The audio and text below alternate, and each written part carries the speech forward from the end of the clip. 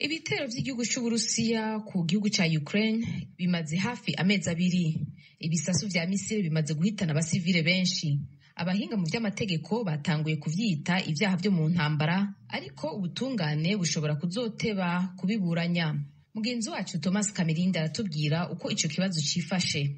Perezida wa Leta Zunze Ubumwe za Amerika Joe Biden avuga ko umukuru w'igihugu c'Uburusiya Vladimir Putin arimo akora kandi akoresha ingabo ze ibyaha by'intambara muri Ukraine, ariko si we wenyine ubivuga. Ishami ry'umuryango w'abibumbye ryita ku burenganzira bwa muntu, imiryango iharanira uburenganzira bwa muntu yo muri Ukraine n'indi mpuzamahanga nka Human Rights Watch na Amnesty International nabo barabyemeza. Ubufaransa bwo bwohereje ndetse abagenzacyaha muri Ukraine. Umuryango w'ubumwe bw'Uburayi, umuryango w'abibumbye, umunyamabanga mukuru wa OTAN n'umushinjacyaha mukuru wa Ukraine n'ibindi bihugu birenga 10 nabo basabye CPI, urukiko mpanabyaha mpuzamahanga ruhoraho, kugira icyo rukora. Mu kwezi gushize umushinjacyaha mukuru warwo Karim Khan yagiye muri Ukraine kureba uko bimeze, maze aravuga ati tugomba kumenya ibyabaye n'ukuri kwabyo, noneho tukazabishyikiriza abacamanza. Mu byaha by'intambara abahanga mu by'amategeko bavuga harimo kurasa ibitaro, amashuri, abasivili baba bahunga intambara, iyicarubozo, gufata abagore n'abagabo ku ngufu nk'intwaro y'intambara, n'ibyaha byo gusagarira ikindi gihugu. Uburusiya bwo buhakana ibyo babukekaho.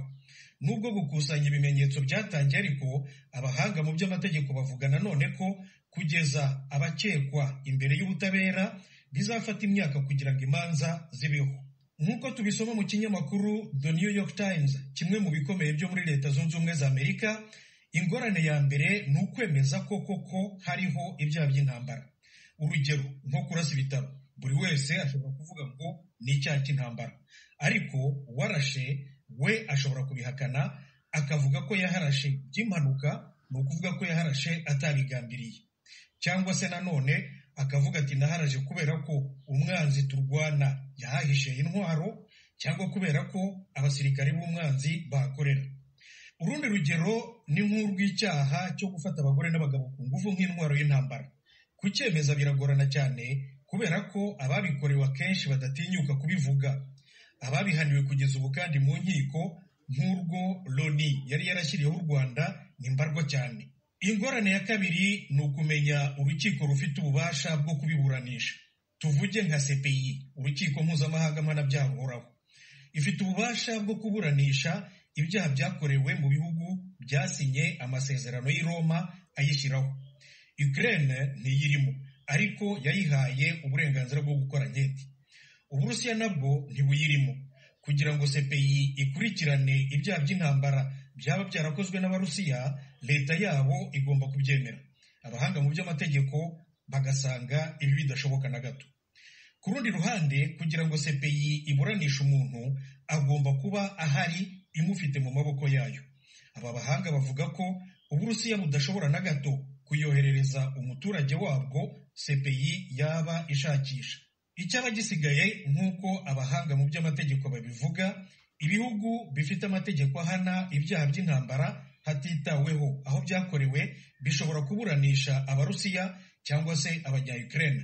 Twavuga nk'Ubudage, nk'uko Professor Carsten Stern, umwarimu w'amategeko mpuzamahanga mpanabyaha muri kaminuza ya Leiden mu Buholandi no muri kaminuza Queen's muri Irland ya ruguru, yabibwiye Ijwi ry'Amerika.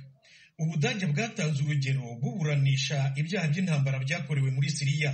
Urundi rugero ni nk'Ubufaransa cyangwa Ububirigi, nabyo byaburanishije ibyaha by'intambara na jenoside byakorewe mu Rwanda. Uretse ibyo, abahanga mu by'amategeko bavuga ko umuryango w'abibumbye ushobora gushyiraho urukiko rwihariye rwa Ukraine nk'izo wari warashyiriyeho u Rwanda n'icyahoze ari Yugoslavia, ariko nabwo bagasanga bishobora gufata imyaka n'imyaka kugira ngo bene urwo rukiko rutangire akazi karwo. Banzura ariko bavuga ko uko byagenda kose ubutabera buzashyira bukora akazi kabwo, buburanishe ibyaha by'intambara, ibyaha byibasira inyokomuntu, ndetse ahari na jenoside byaba birimo bikorerwa muri iyi ntambara Uburusiya bwagabye kuri Ukraine. urugereko rwihariye rw'urukiko rukuru mu Rwanda ruburanisha ibyaha by'iterabwoba n'ibyo ku rwego mpuzamahanga nyuma yo kuva i Nyanza mu majyepfo y'u Rwanda rukimukira ku Gisenyi ruri kwifashisha icyumba cy'urukiko rwisumbuye rwa Rubavu. Umutangabuhamya Bwana Nsengiyumva Kanyabishoro niwe wabimburiye abandi mu bashinja Bwana Wenceslas Twagirayezu ibyaha bya jenoside. Yabwiye urukiko ko nawe afungiwe ibyaha bya jenoside ku gihano cy'imyaka 19 muri gereza. Nsengiyumva yashinje Twagirayezu ibyaha avuga ko bakoranye ahazwi nko kuri bariyeri yo kwa Gacamena. Yavuze ko Twagirayezu yaharasiye abatutsi akabajugunya munsi ya bariyeri. Uyu mutangabuhamya yabwiye urukiko ko yibuka amazina y'uregwa iby'amasura n'indeshyo atabyibuka bitewe n'igihe gishize. Kugira ngo amumenye Twagirayezu yamufashije yiyambura agapfukamunwa n'amadarubindi arangije ahaguruka yemye amwenyura gake. Yemeje ko Twagirayezu yari umwarimu ndetse n'umugore we.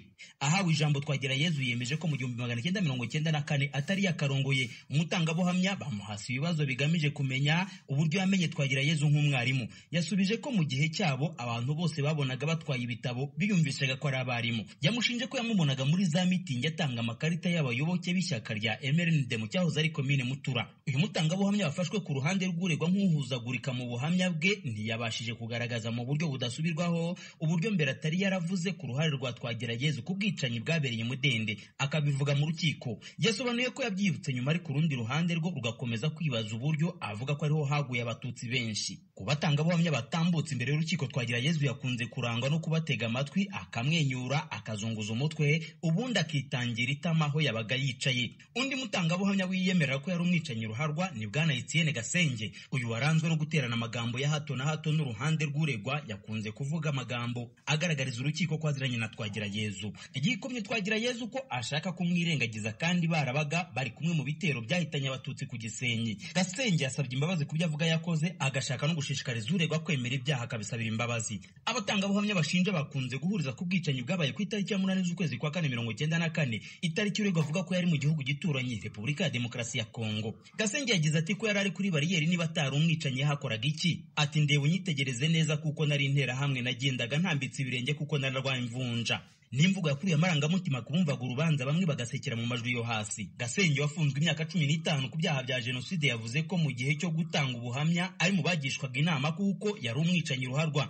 Yavuze ko umuntu inzego z'ubutabera zabaga zidafiteho amakuru ahagije zamubazaga yasanga muzi mu bicanyi akamushyirisha ku rutonde rw'abagomba gukurikiranwa cyangwa akamukuzaho. Gasenge yavuze ko umuryango wa Twagirayezu wamusabye kumukuza ku rutonde rw'abicanyi bahigwa bukwara n'ubutabera bw'u Rwanda. Yagaragarije urukiko ifoto avuga ko yayihawe n'umuryango w'uregwa kugira ngo azamukuze ku rutonde amuzi. Iyo foto yakuruye impaka mu rukiko. Twagirayezu yavuze ko atumva ukuntu umushinja ahagarara akemeza ko yashyirishaga abantu ku ntonde z'abagomba gukurikiranwa n'abatagomba gukurikiranwa. Yagize impungenge z'uburyo iyo foto yageze mu maboko ya Gasenge. Umucamanza yahumurije impande zombi avuga ko ifoto itafatwa nk'ikimenyetso simusiga kuko yamoneka mu buryo ubwo aribwo bwose na cyane bitewe n'aho ikoranabuhanga rigeze. Twagirayezu yakunze kubwira abamushinja ko asanga ntaho baziranye, bamwe akababwira ko bamushinja ibyaha bagizemo uruhare. Mu magambo yati kibabaje muravuga ko munzi mu bwicanyi mwakoze Imana irahari zabibabaze.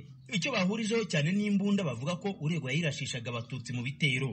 Iburanisha rirakomeza kuri uyu wa kabiri.